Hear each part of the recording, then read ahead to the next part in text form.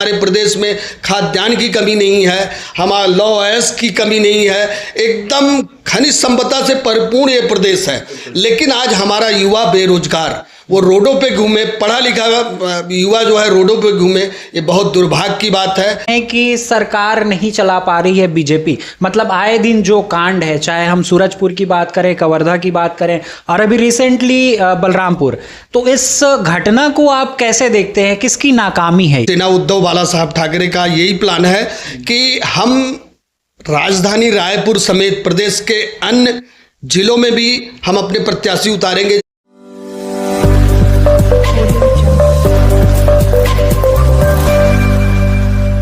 नमस्कार, मैं हूं यश और आज हमारे साथ है छत्तीसगढ़ शिवसेना के महासचिव श्री एच.एन. सिंह जी। स्वागत है आपका सर। आपका भी बहुत बहुत धन्यवाद, स्वागत है।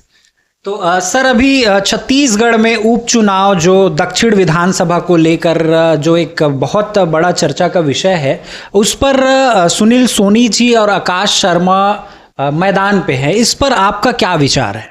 अब देखिए, सुनील सोनी जी सिर्फ नाम है उनका, लेकिन पीछे हमारे सम्माननीय सांसद जी हैं और पूर्व 8 बार के विधायक जी बृजमोहन अग्रवाल जी ही हैं। और कांटे की टक्कर होगी, क्योंकि सीट जो है ये उसकी क्या बात है, इमेज वाली बात है, तो दोनों पार्टियां आपस में जबरदस्त परफॉर्म करेंगे। अच्छा, फिर भी शिवसेना के आप एक पदाधिकारी होने के नाते आपको कौन लगता है कि ये इन पर भारी हैं? अभी ऐसा कुछ कहना मुश्किल है, लेकिन फिर भी हम ये बोलेंगे कि जो एक माहौल बना हुआ है पूरे देश प्रदेश में, वो माहौल यही है हिंदुत्व का।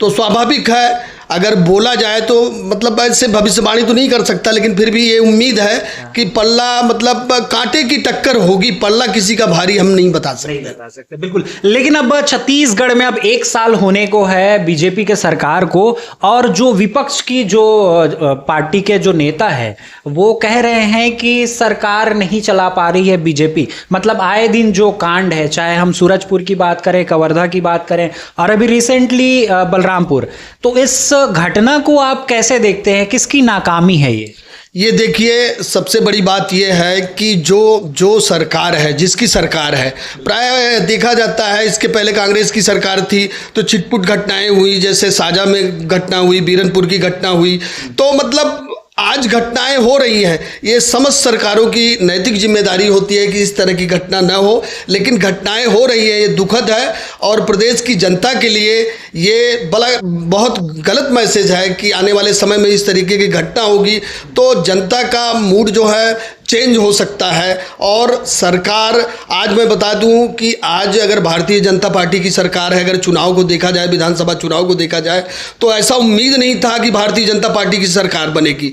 पर कवर्धा का जो घटना हुआ कांग्रेस शासनकाल में और बीरनपुर का जो घटना हुआ, ये पूरा रुख मोड़ दिया। नतीजा ये हुआ, आज भाजपा की गवर्नमेंट बनी छत्तीसगढ़ में। बिल्कुल। अभी महाराष्ट्र में भी चुनाव है और आगामी छत्तीसगढ़ में नगरीय निकाय चुनाव है, तो छत्तीसगढ़ की जो शिवसेना पार्टी है उनका क्या कुछ प्लान है नगरीय निकाय चुनाव को लेकर छत्तीसगढ़ में?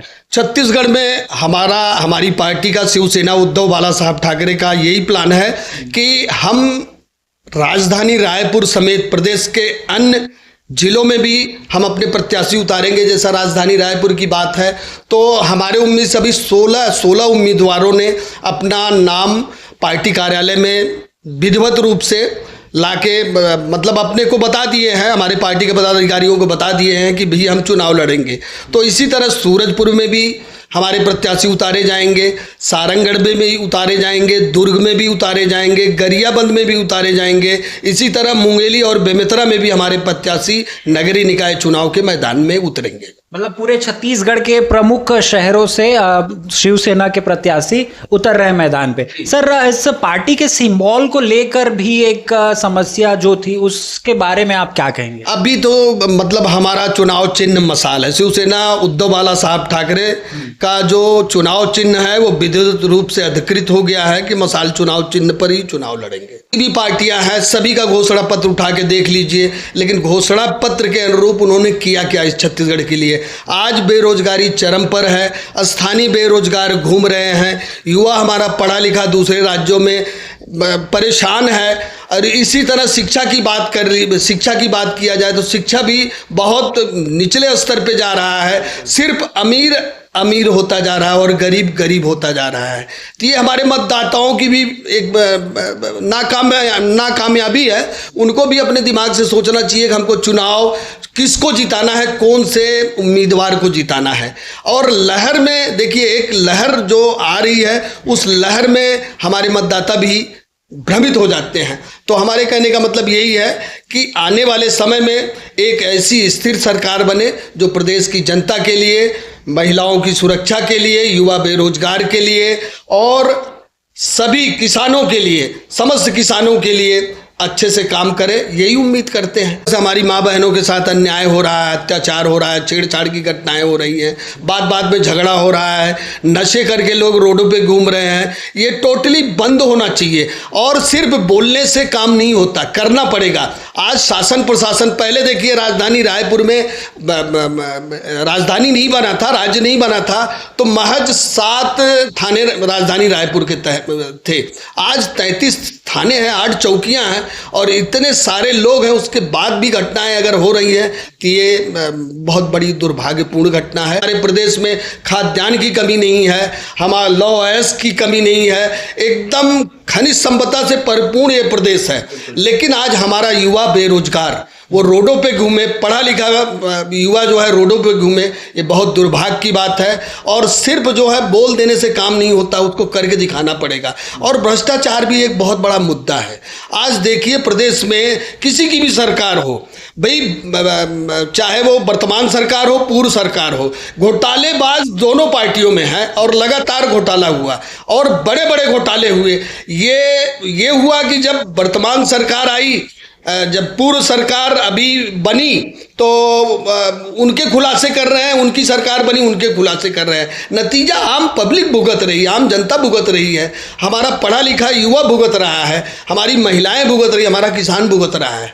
इनको कोई दिक्कत नहीं हुई, इनका शासन आया वो अपने को छुड़ा लिए, उनका शासन आया वो अपने को छुड़ा लिए। लेकिन इसमें पिस रहा है गरीब मध्यम वर्गीय और कोई नहीं पिस रहा है। बिल्कुल, छत्तीसगढ़ प्राकृतिक संपदा से परिपूर्ण प्रदेश है और यहाँ एक बड़ा जो अभी बेरोजगारी बड़ा मुद्दा है। तो इसमें आपको क्या लगता है, जो बेरोजगार है उसमें काबिलियत की कमी है या फिर कहीं ना कहीं सरकार की इसमें कोई गलती है, या वो भर्ती जो नहीं दे रहे हैं, लोग बाग आए दिन स्ट्राइक कर रहे हैं, हड़ताल पे बैठ रहे हैं, क्या लगता है आपको, क्या किसमें कहीं कुछ त्रुटि हो रही है? नहीं, सरकारों की तो कमियां है।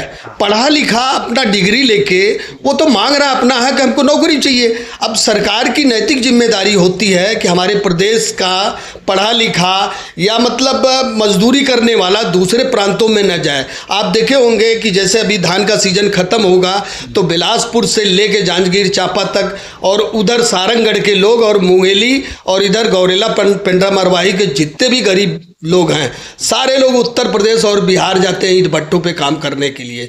बीच में ऐसी सरकार की योजना बनी थी, कुछ लोगों को रोका गया था, पर ये परिपूर्ण नहीं हुई, आज भी यथावत जारी है और इसको रोकना पड़ेगा। क्योंकि हमारे प्रदेश में तमाम फैक्ट्रियां हैं, आप देख लो, राजधानी रायपुर में औद्योगिक क्षेत्र है, रायगढ़ में है, बिलासपुर में है, भिलाई में है, उधर राजनांदगांव में है, कोरबा में है। इतना इंडस्ट्रीज होने के बावजूद अगर हमारे प्रदेश का कोई भी आदमी बाहर जा रहा है तो ये हमारे प्रदेश का दुर्भाग्य है, हमारे पार्टी के या जो प्रदेश सत्ता में बैठे लोगों के लिए बहुत दुर्भाग्य की बात है।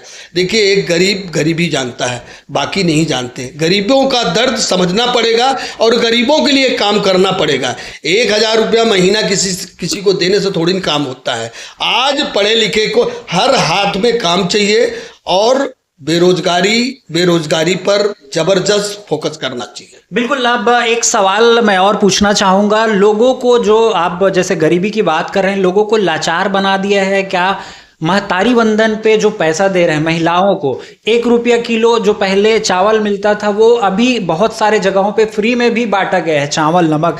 तो क्या लगता है आपको, कहीं ना कहीं सरकार लोगों को लाचार बना रहे हैं या मेहनत करने के लिए उनको प्रोत्साहित नहीं कर रहे हैं? ऐसी कई योजना है जिन पे उनको बिना मेहनत के भी पैसा या अन्न दिया जा रहा था, क्या कहना है? नहीं, देखिए मतलब ये तो एक मेरे विचार से तो गलत बात है कि जो है आम जनता को लालच दे के अपने माया जाल में फंसाना और सत्ता के लालच में इस तरीके से करना, ये अच्छी बात नहीं है। देखिए, चावल देना, कंबल देना, साड़ी देना, ये बिल्कुल गलत बात है। मेरे पार्टी का विचार है, शिवसेना उद्धव बाला साहब ठाकरे की पार्टी का विचार है कि भाई हर हाथ को काम मिलना चाहिए, हर महिला को, हर मजदूर महिला को, मजबूर महिला को काम मिलना चाहिए और इस तरह का लालच नहीं देना चाहिए कि फ्री का चावल दे रहा हूँ, कंबल दे रहा हूँ, फलाना दे रहा हूँ, इससे नहीं होता। हम तो हमारा यही विचार है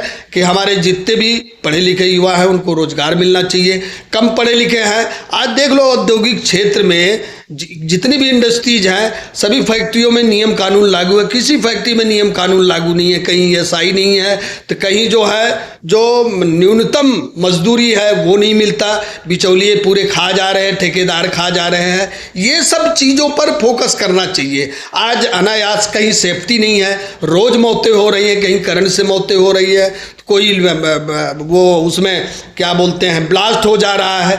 तो कहीं न कहीं ये चीज़ें जो है ये दर्शाती है कि नहीं, हमारा फोकस सिर्फ सत्ता हथियाने का नहीं है। ये लोगों की मानसिकता चेंज करनी पड़ेगी। बेटर यही हो सकता है, हर हाथ को काम चाहिए और हमारे यहाँ से पलायन बिल्कुल बंद होना चाहिए। बिल्कुल, तो हमारे साथ बातचीत करने के लिए आपका बहुत बहुत धन्यवाद।